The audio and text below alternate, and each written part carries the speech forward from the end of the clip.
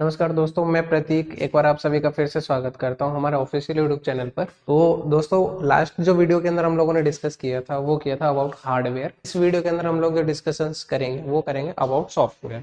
Software के लिए हमें इस पैनल के अंदर नोट सॉफ्टवेयर मिल जाता है, जिसका जो इंटरफेस होता है वो इस तरीके से होता है।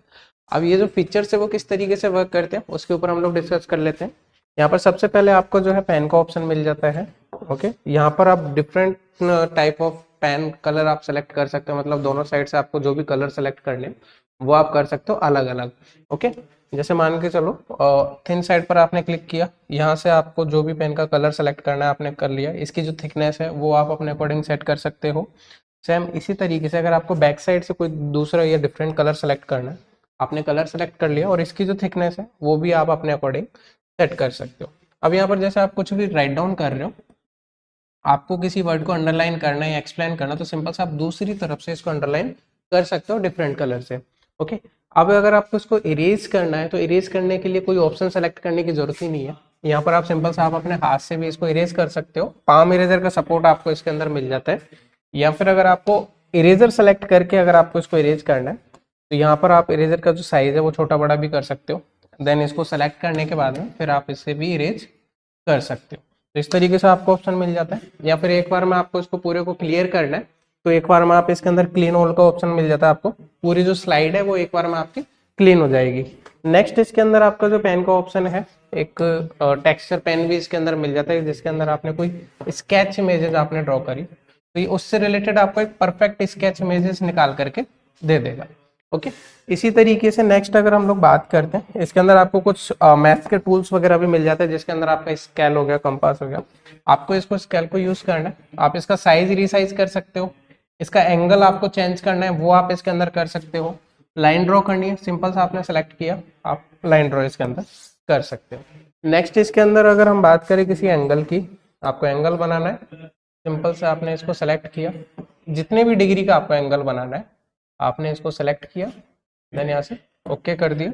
यहाँ पर आपका जो एंगल बन करके रेडी हो जाएगा। ठीक है, अब आप इसको एक्सप्लेन करना चाहो तो आप यहाँ पर सिंपल सा इसको एक्सप्लेन कर सकते हो। नेक्स्ट अगर हम लोग बात करें यहाँ पर शेप्स की, तो शेप्स के अंदर यहाँ पर आपको शेप्स मिल जाती हैं, जिसके अंदर कुछ आपको 2D शेप्स मिल जाती हैं। जैसे आपको कोई भी सर्कल ड्रॉ करना है तो जस्ट आपने इसके अंदर ड्रैग एंड ड्रॉ कर दिया। कोई ट्रायंगल आपको ड्रॉ करना है वो आपने इसके अंदर कर लिया। ओके, कुछ लाइंस वगैरह भी आपको इसके अंदर और मिल जाती है। एक इसके अंदर आपको ऑप्शन मिलता है जो फर्स्ट वाला है ऑटोमेटिक शेप्स रिकॉग्नाइजेशन का, कि आप जैसे आपने कोई भी सर्कल ड्रॉ किया तो ये इसकी परफेक्ट शेप के अंदर ये कन्वर्ट हो जाएगा। इसी तरीके से आपने कोई ट्रायंगल आपने ड्रॉ किया तो ये परफेक्ट शेप में आ जाएगा। आपने कोई लाइन ड्रॉ करी ये एकदम स्ट्रेट हो जाएगी। तो ये ऑटोमेटिक शेप्स रिकॉग्नाइजेशन है, ये भी आपको इसके अंदर मिल जाता है। नेक्स्ट अगर हम लोग बात करें कुछ 3D शेप्स की, तो वो भी आपको इसके अंदर मिल जाती हैं, जिसके अंदर आपको कोई क्यूब एक्सप्लेन करना है, जस्ट ड्रैग एंड ड्रॉ किया और आप इसको एक्सप्लेन कर सकते हो। इसी तरीके से अगर हम लोग यहाँ पर बात करें टेबल की, जैसे मान के चलो आपको कोई टेबल ड्रॉ करनी है तो यहाँ पर आपको रो कॉलम दिए हुए हैं, जितने भी आपको इसके अंदर इंसर्ट करने हैं आपने सेलेक्ट किया, देन इंसर्ट कर दिया। अब इसके अंदर अगर आप कोई भी चीज राइट डाउन करते हो तो इसके जो कॉलम का जो साइज है, जो ऑटोमेटिक जो है ना वो रीसाइज हो जाता है, आपको उसको सेलेक्ट करने की जरूरत नहीं है। फॉर एग्जाम्पल जैसे मैंने इसके अंदर कुछ भी लिखा या मैंने कोई लाइन ड्रॉ करी, आप देखोगे इसका जो साइज है वो ऑटोमेटिक रीसाइज हो जाता है, लेंथ वाइज भी हाइट वाइज भी। ओके, ये ऑप्शन आपको इसके अंदर मिल जाता है। नेक्स्ट अगर हम लोग बात करें, यहाँ आपको एक सेलेक्टर मिल जाता है। इसके अंदर क्या होता है कि आपको एडिशनली अगर कोई और भी रो या कॉलम इसके अंदर ऐड ऑन करने हैं तो आप ऐड भी कर सकते हो। और अगर आपको डिलीट करना है तो आप इसके अंदर से डिलीट भी कर सकते हो। ठीक है, यहाँ पर ये ऑप्शंस मिल जाते हैं। नेक्स्ट आपको ऑप्शन मिल जाता है इसके अंदर एक माइंड मैप का, इसी तरीके से यहाँ पर माइंड मैप भी क्रिएट कर सकते हो। नेक्स्ट हम लोग बात करते हैं ये मूव का जो ऑप्शन मिल जाता है। बेसिकली ये क्या होता है, जैसे मान के चलो आपने पढ़ाते पढ़ाते आपका जो पूरा बोर्ड है वो फिल हो चुका है। ठीक है? तो आपके पास यहाँ पर दो ऑप्शन मिलते हैं। पहला, या तो आप पेज प्लस कर दो, ओके, तो आप नेक्स्ट स्लाइड पर आप चले जाते हो। अगर आपको इसी स्लाइड के ऊपर कंटिन्यू करना है तो यहाँ पर आप बैक आओ, ये मूव वाले ऑप्शन पर जब आप सेलेक्ट करोगे तो आप इस पेज को कितना ही अप डाउन लेफ्ट राइट कितना भी मूव कर सकते हो, इसकी कोई लिमिट नहीं है। ये इन्फिनिटी कैनवास होता है। ओके, 2 फिंगर से आप इस पूरे पेज को जूम इन जूम आउट भी कर सकते हो। तो यहाँ पर ये ऑप्शंस आपको मिल गए। अब नेक्स्ट हम लोग बात करते हैं कि जैसे मान के चलो आपके पास में कोई पीडीएफ है, आपको पीडीएफ के थ्रू कोई चीज़ एक्सप्लेन करनी है, तो जनरली हम लोग डब्ल्यूपीएस ऑफिस के अंदर ओपन करते हैं। यहाँ पर आपको डब्ल्यूपीएस ऑफिस में ओपन करने की जरूरत नहीं है, आप राइटिंग सॉफ्टवेयर के अंदर ही इसको इंपोर्ट कर सकते हो। तो मान के चलो हमारे पास में ये पीडीएफ है, ये हमने इसके ऊपर इंपोर्ट करी। इसमें सबसे अच्छी चीज़ ये है कि आपकी पीडीएफ किसी भी रेजोल्यूशन के अंदर हो, आप उसे जितना ज़्यादा जूम करोगे उसके पिक्सल्स है वो एकदम क्लियर रहेंगे, उसके पिक्सल्स ब्लर नहीं करेंगे जनरली, जैसे आपने यहाँ पर देखा।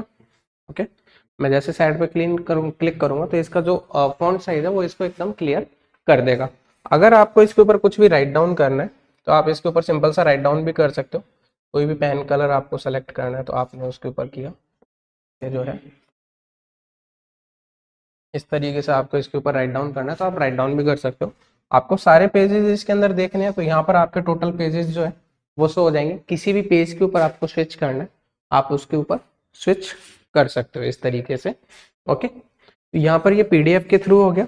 इसी तरीके से अगर आपको इसमें कोई इमेजेस वगैरह इंपोर्ट करनी है तो यहाँ पर आपको इमेजेस का ऑप्शन भी आ जाता है इंपोर्ट करने के लिए। यहाँ पर आपको दो फॉर्मेट मिल जाता है बेसिकली, इमेजेस और पीडीएफ। तो उन दो फॉर्मेट को आप इसके अंदर इंपोर्ट कर सकते हो।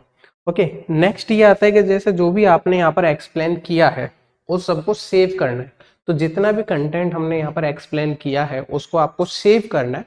तो सेव करने के लिए यहाँ पर आपको डायरेक्ट ऑप्शन मिल जाता है एक्सपोर्ट का। आप इसके अंदर जो है डायरेक्ट इसकी पीडीएफ बना सकते हो, इमेजेस बना सकते हो, दोनों ऑप्शन आपको इसके अंदर मिल जाते हैं। अगर आपको पीडीएफ पे सेव करना है, आपने पीडीएफ पे क्लिक किया, जिस भी फाइल के अंदर जिस भी लोकेशन के अंदर आपको सेव करना है सेलेक्ट कर लो, उसका पीडीएफ बन जाता है।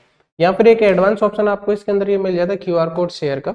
जैसे ही आप इस पर क्लिक करते हो तो क्या करता है ये कि जितने भी पेजेस आपने यहाँ पर एक्सप्लेन किए उन सबको ये क्यूआर कोड फॉर्मेट के अंदर जनरेट कर देता है। जैसे स्टूडेंट उसको स्कैन करेगा तो स्टूडेंट के पास में सेव हो जाएगा।